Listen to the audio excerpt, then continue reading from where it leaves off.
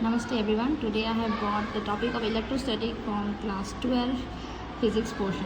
So we are going to study the combination of capacitors. So there are two type of combinations, series and parallel.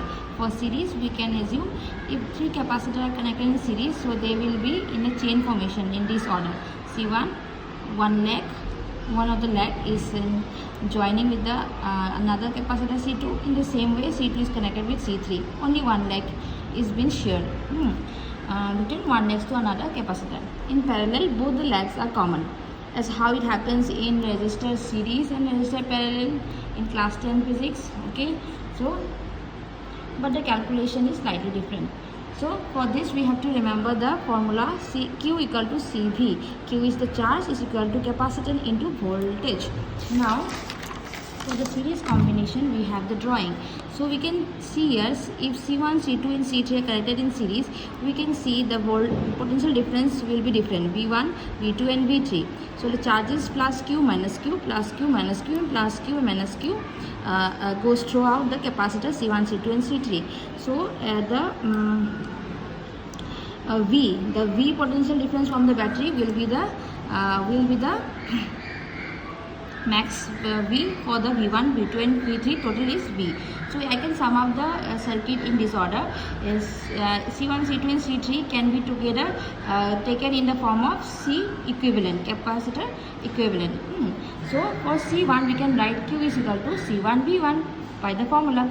Q is equal to C1 into V1. For C2 Q equal to C2 into V2. For C3 Q equal to C3 into V3.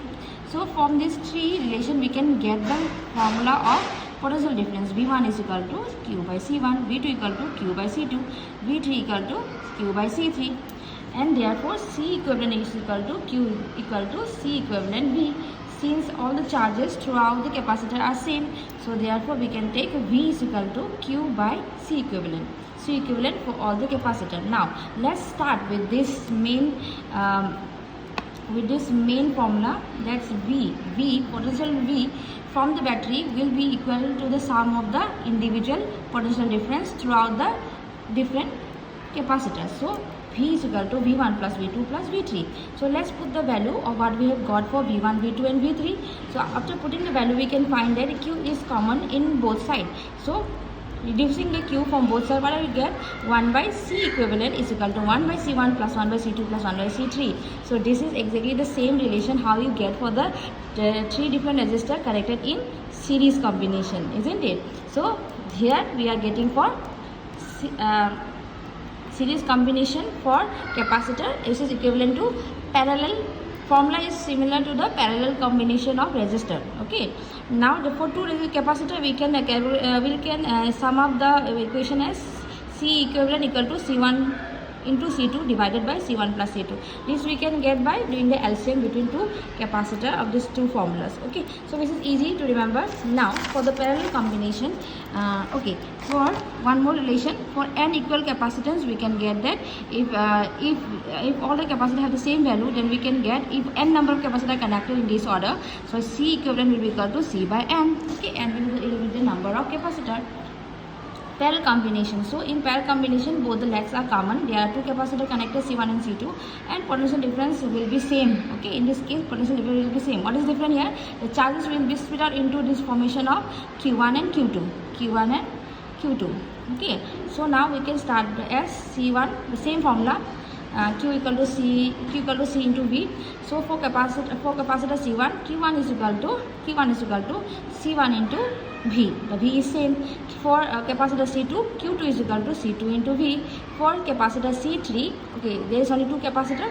So for C equivalent will be Q equal to C equivalent into V. Okay, for equivalent the equivalent figure can be this way order. I can calculate the parallel as parallel combination of two capacitor as C equivalent.